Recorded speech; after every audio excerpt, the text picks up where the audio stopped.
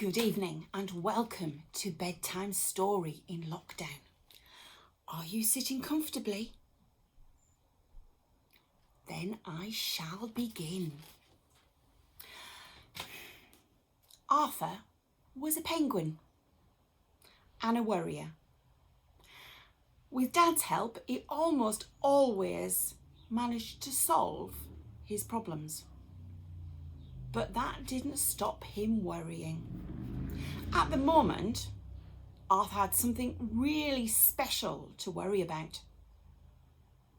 Ben had asked him to sleep in his new tent, and Arthur had never stayed away before. He'd certainly never, ever been camping. The night before the visit, Arthur tried out his new sleeping bag. Arthur wiggled happily. I won't have to worry about keeping warm, he beamed. But then he started to call down to Dad. First it was Arthur's packing. What if I've forgotten something really important? Dad smiled at Arthur's bulging rucksack. Good heavens, he cried. When I was a lad, camping was nothing but a torch and a snack. Arthur wiggled deeper into his sleeping bag. But next it was the size of Ben's tent and Ben's beak. I know I'm not meant to mention it, whispered Arthur, but Ben's beak is the biggest in the class. What if he biffs me every time he turns over? Don't give Ben's beak a second thought, his dad said firmly. There's plenty of room for both of you. Why, in my camping days, he chuckled, we once had 6 penguins in a tent, and some of them had pretty big beaks, I can tell you. Arthur chuckled too. But then he began to look anxious again. Dad, he whispered even more quietly, what if something scary appears in the night? Now look here, Arthur, said Dad. Nothing scary will appear. How many times have I told you that the strangest sights and sounds always have a perfectly logical explanation? Arthur listened intently, and at last he settled down to sleep. The next day, Arthur flew in from school.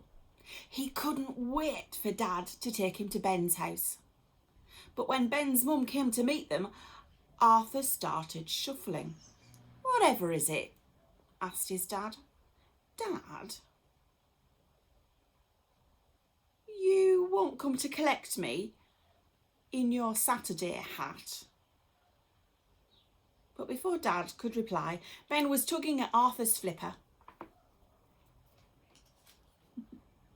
Come and see the tent, he cried, and Arthur was waving goodbye.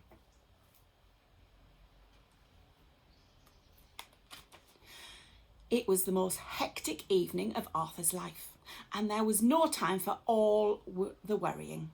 First, Arthur's things had to be arranged in the tent. Then Ben's parents lit a fire.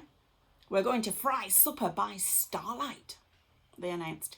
Then suddenly, out rushed Ben's big sister Belinda. Let me help, she squealed. Arthur had never tossed fish before, and he soon got the hang of it.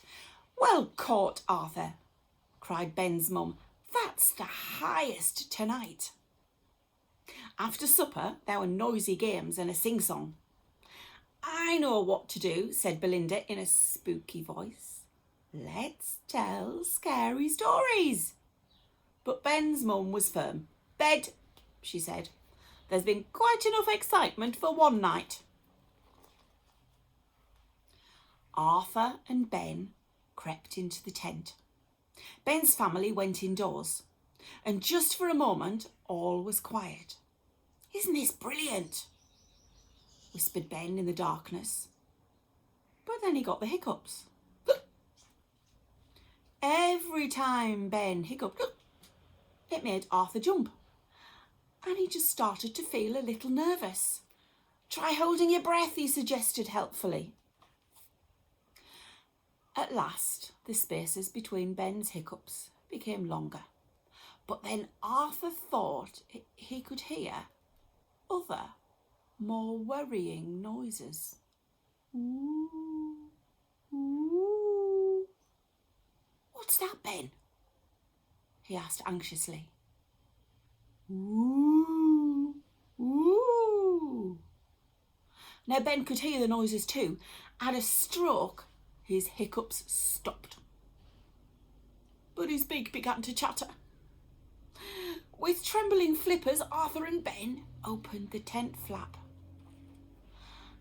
And there in the moonlight was something big and white and scary.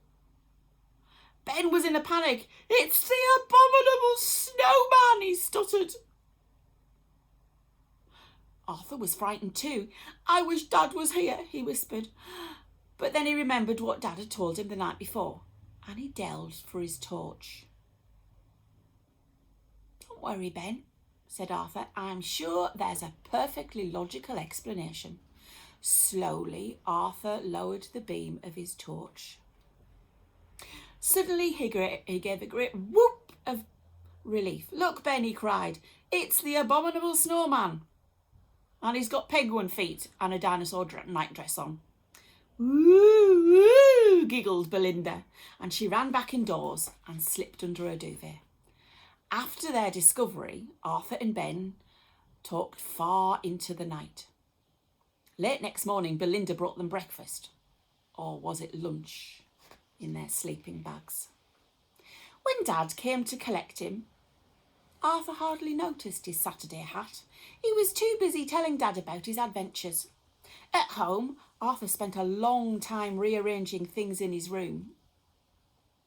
"You didn't mind coming home, Arthur, did you?" Dad asked at bedtime. "Oh no, Dad," cried Arthur.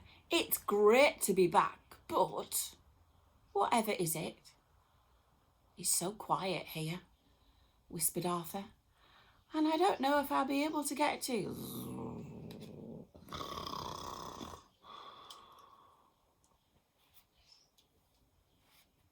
Good night.